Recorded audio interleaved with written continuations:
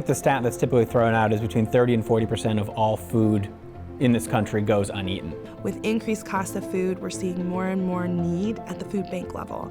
They have the highest demand they've ever had for needing food in their pantries. There's a need there for families to receive fresh produce. At the same time, farming's becoming harder and harder. Specialty crops and even specialty proteins and that type of stuff are kind of taken for granted, or there's no awareness. You know, a lot of people don't think at the end of January about gardening yet, but we're already seeding plug trays, getting our tomato crop started. So it is a process. Then you have things like packaging and putting it into the right containers. You also have trucking and transportation. The Farm and Food Bank grant is able to reimburse farmers for what's called their pick and pack out costs. The cost to pick it, the cost to pack it, and then actually deliver it. There's no harder workers in America than farmers, and I think seeing them smile and get excited about the program makes us all feel that the program is more than viable. It's necessary.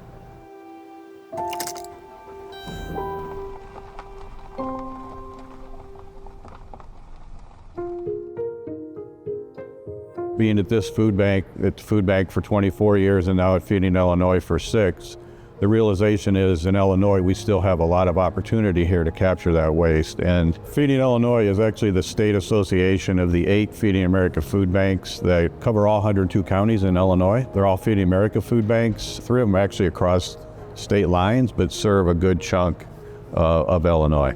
I met Steve Erickson in 2017 to talk about how farmers and food banks could begin to collaborate. How do we figure out how to move product and reduce waste and help farmers and food access? We tried a pilot program by doing legislation. We were going to fund a program by doing a legislative priority. There was many discussions for 2 years on a pilot program, and nobody thought it was feasible. Nobody thought we grew enough food in Illinois to do this. But the Farm Bill had the TFAP program, which is emergency feeding, had a special farm to food bank program that came out in 2020. TFAP comes through the Farm Bill at the national level. This is then aggregated through the Illinois Department of Human Services to the food banks. This was a $1 million grant a year is what it started at, but there is a matching component. Which means basically $1 for every dollar that the USDA puts in. The food banks have to match it 1 for 1. Our 8 food banks are the contracted providers for the TFAP program in the state of Illinois, and Feeding Illinois, as the administrating entity in partnership with IDHS, manage and administer the grant funds throughout the state and with our food banks. So with the first round of the grant, we took a portion of the money to fund a feasibility study, a farmer survey actually first, and then put together a feasibility study to kind of prove the concept. We got put in touch with the Illinois Sustainable Technology Center, which seems to be a natural partner when you're looking at waste. That's what they do, is waste studies, and they were intrigued by it. We ended up with about 375 responses to the survey, and then followed that up with 5 focus groups with about 25 farmers. I wasn't shocked to see that there was a need for the program, but I was shocked to see in some of the survey respondents just how interested some of the farmers were. I think it was over 60% of farmers indicated that they are looking for additional markets for some or all of their products. If you are losing product, you're losing income. This is a pick and pack cost program. That means is the labor. Then you have things like packaging. You also have trucking and transportation. The pick and pack costs are what are being covered through this. So the farmer is ultimately still donating the food, but it's recovering some of those financial costs that it took to produce the food, which is something that's really hard to recover oftentimes.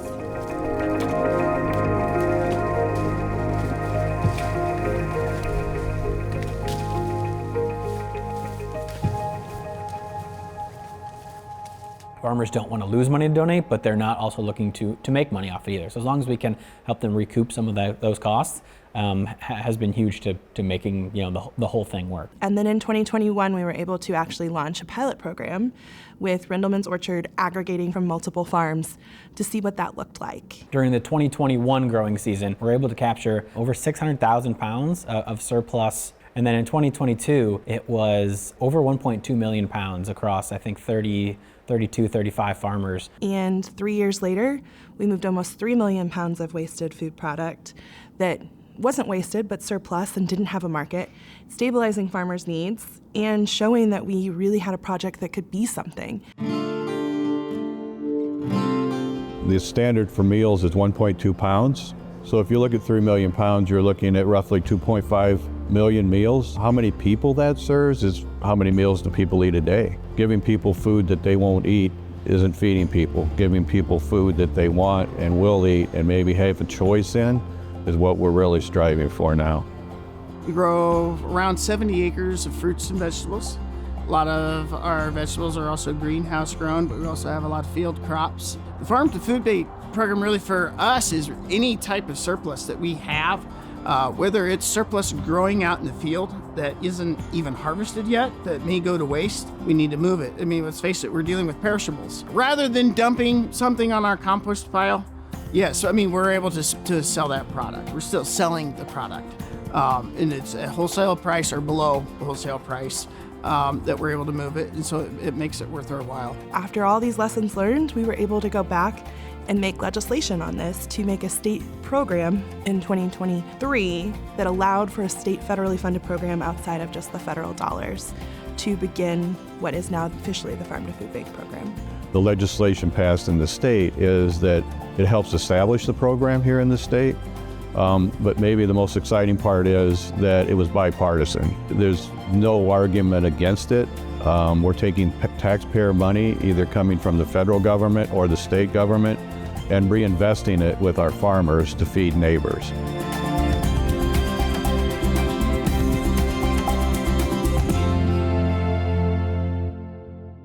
Illinois is a very long state, and depending on the size of the farm and the amount of product, it doesn't always make sense to go to a food bank and then back out to food pantries. Sometimes it makes sense to go right to a food pantry. We've been working with 2 food pantries, the Morton Food Pantry, and then we deal with the East Peoria Food Pantry. It works for what we have for our surplus. It works out very well for us to take a delivery straight to them. A farm to food bank program is nothing more than a large logistical puzzle. You know, it's when can it be harvested, how can it be stored, how will it be packed, and who can pick it up or drop it off, and how can we get that to folks that need it. We're not taking scraps. This is, a lot of times we are harvesting from the field, getting it ready specifically for the food pantry. Just like I would for my own produce stand or any other store that we would take to. We can't expect a farm to food bank program to look the same for every farm and every food bank. We have different food banks and food pantries with different resources, storage capabilities, trucking capabilities, and the same goes for farmers. It's allowed us to understand that we grow more food in the state of Illinois than we ever realized, and we're able to move it and look at infrastructure.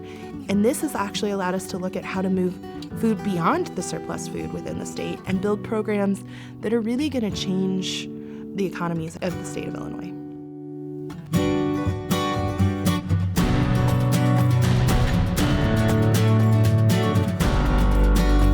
Partnerships have been crucial to making this happen. You know, started with Feeding Illinois, who received the grant and their group of food banks to willing to try something new. From day one, we wanted to make this easy for farmers. Without the farmers, there is no program. We've worked out the kinks. Steve was able to, connect whoever we needed to connect with and make it all happen.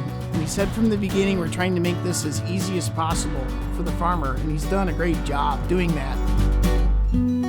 Then bringing in the Farm Bureau and the Illinois Specialty Growers Association, who have all the contacts with the farmers and really know the lay of the land in terms of the agricultural community here. It reduces food waste, which is a huge environmental opportunity, and it's creating food access and sustainability when we have lots of food deserts and barriers to food access throughout the entire state in both rural and urban communities. In fact, a couple of years we ran out of funding while we still had product available with farmers. Hence the benefit of having a state program to kind of marry up with the federal program. When we stood in the field in 2018, it felt so far away, but it felt like something that was possible. From both the farmers to the Farm Bureau to the food banks, a lot of this evolution has just been built on trust. We're walking the talk and we're just kind of building something together. It's great that the program is taking off. I think everybody benefits from this, and really it does minimize our amount of food waste.